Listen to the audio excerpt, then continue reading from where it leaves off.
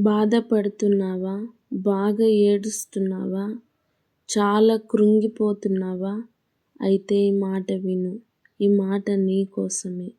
ఏంటంటే నీ బాధను, నీ ఏడుపును మొత్తాన్ని చూస్తున్నాడు. అదెవరో కాదు, యేసయ్య. ఎందుకంటే నువ్వు ఏడుస్తే ఎవరు చూస్తారు? మనుషులు నిన్ను లక్ష్యపెట్టరు. మీ తల్లిదండ్రికి నువ్వు కనిపించకపోవచ్చు, నీ బాధ వారికి తెలియకపోవచ్చు. కానీ అన్నీ గమనిస్తున్న దేవుడు నీ వైపే చూస్తున్నాడు.